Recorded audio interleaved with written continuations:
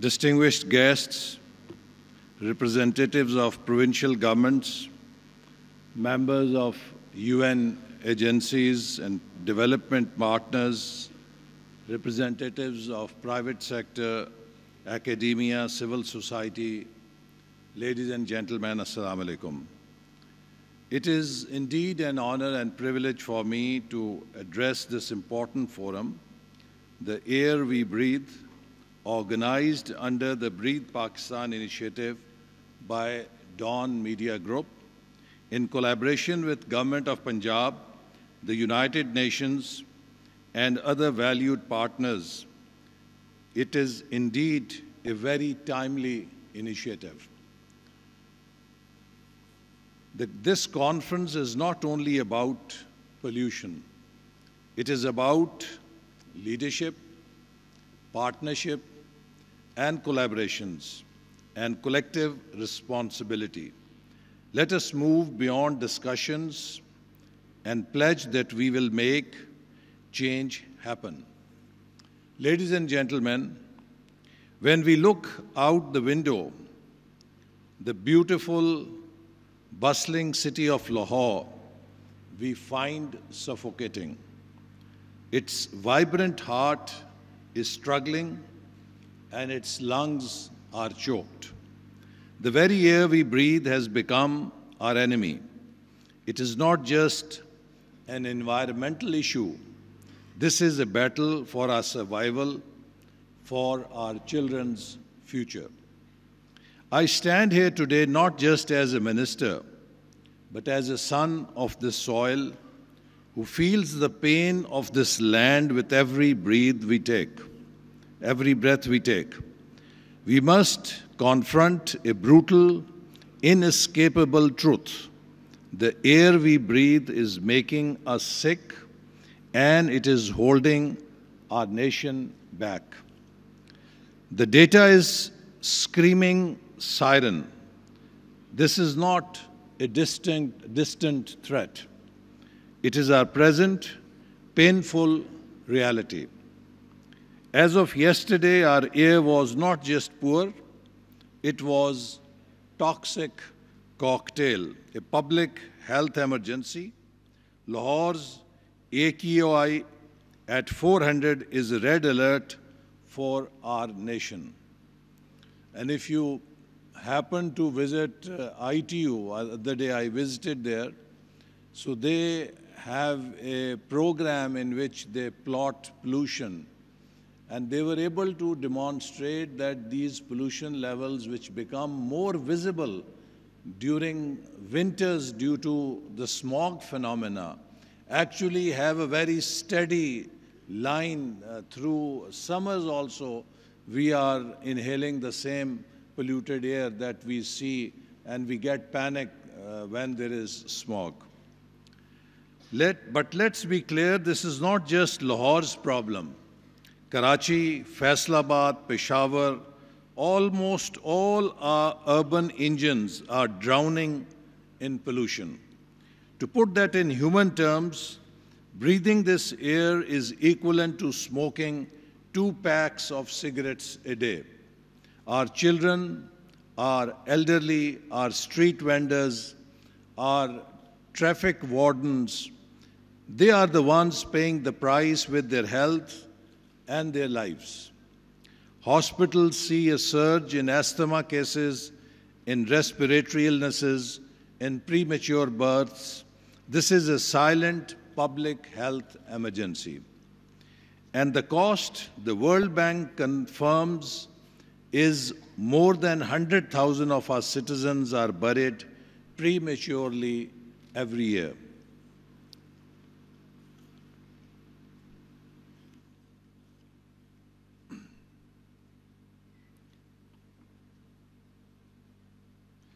Air pollution affects our health, productivity, learning, and even infrastructure.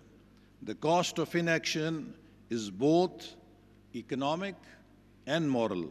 We cannot let our children inherit poisoned air. But the poisoned air is just not one symptom of a deeper sickness. A climate crisis that is pounding our nation with terrifying fury. And while we choke on this poison, the climate crisis unleashes its fury. This year's monstrous floods were not a natural disaster, they were a man-made climate catastrophe. Over 1,200 lives lost, 4 million countrymen displaced, an economic hemorrhage in billions of dollars.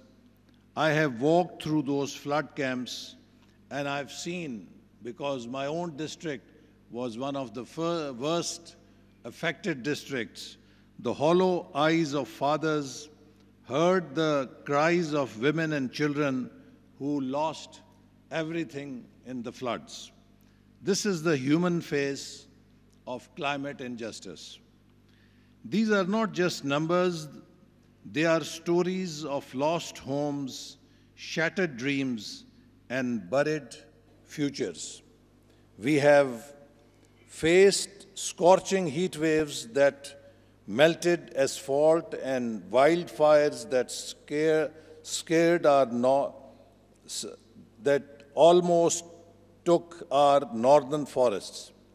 Pakistan, a nation that contributes less than 1% to global emissions, is now the global epicenter of climate suffering. We did not start this fire, but we are being burnt alive by it. So what is Pakistan's answer? We will not go quietly into this toxic night. We are fighting back. As the government, we are not sitting idle. Our actions are structured, strategic, and accelerating. Our resolve is etched in our Constitution, the historic 26th Amendment, a promise of a clean environment for every Pakistani. That is our covenant. We are working double time to build the architecture of a green future.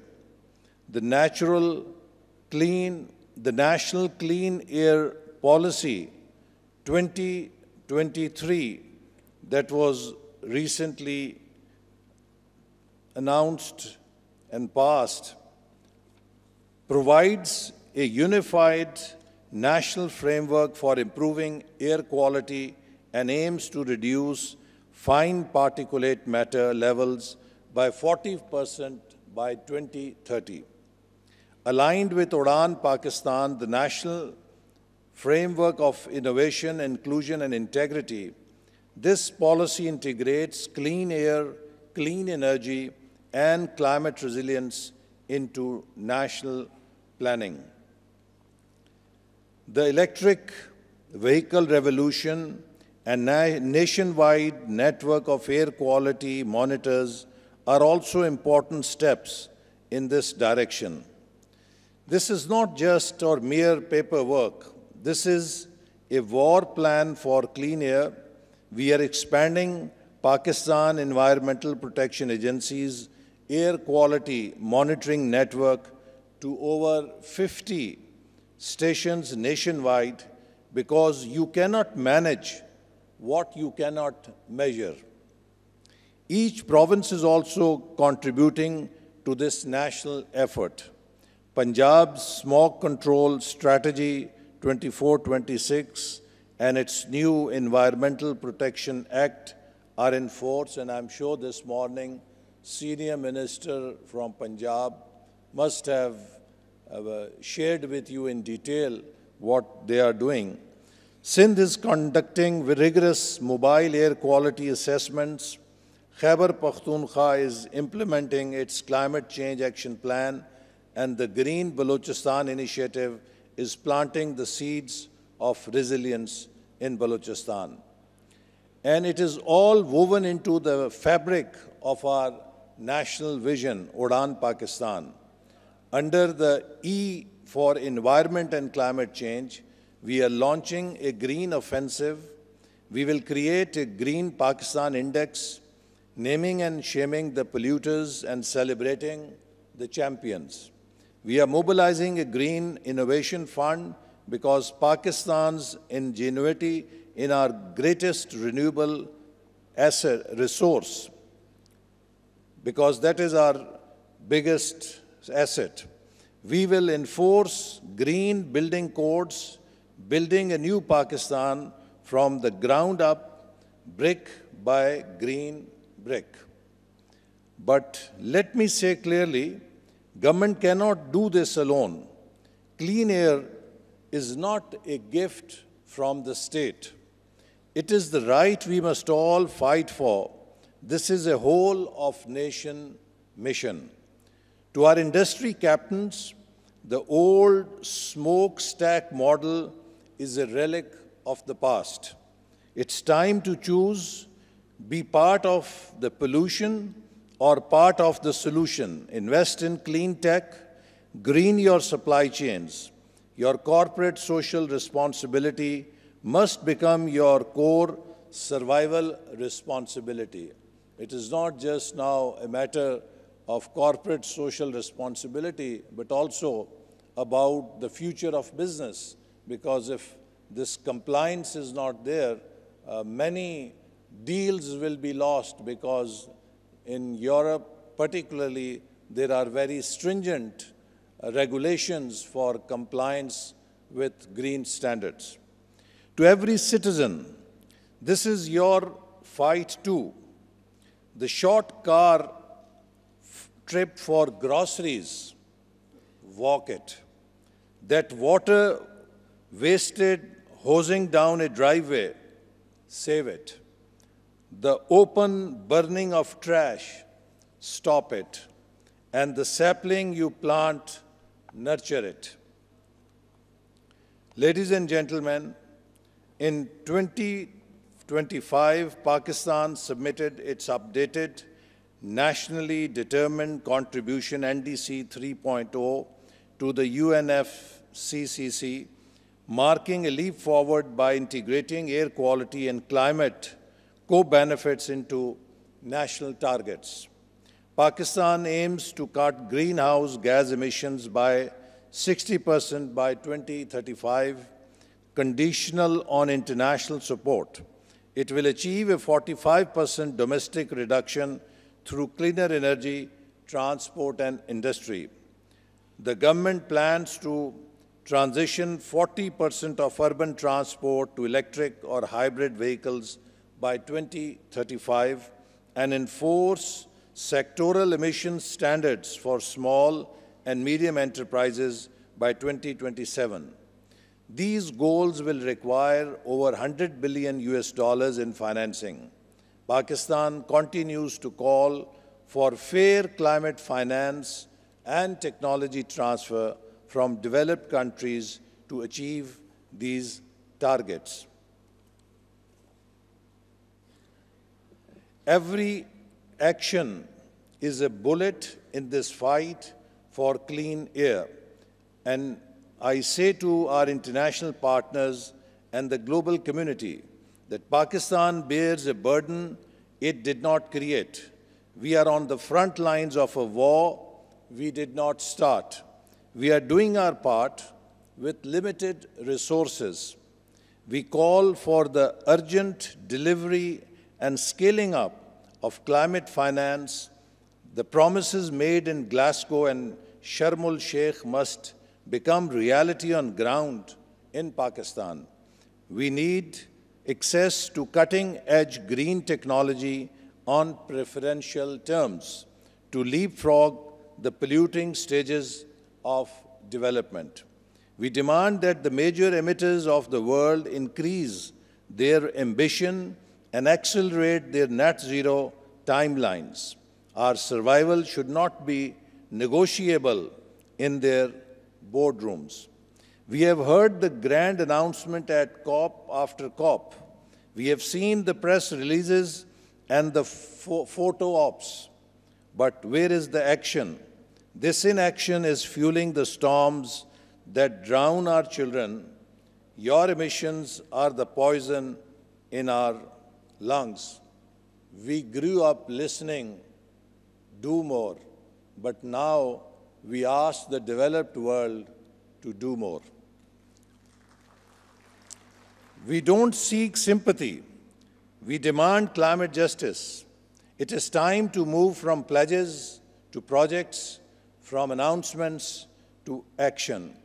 Deliver the $100 billion in climate finance now, not as charity, but as reparations for the damage developed countries have caused.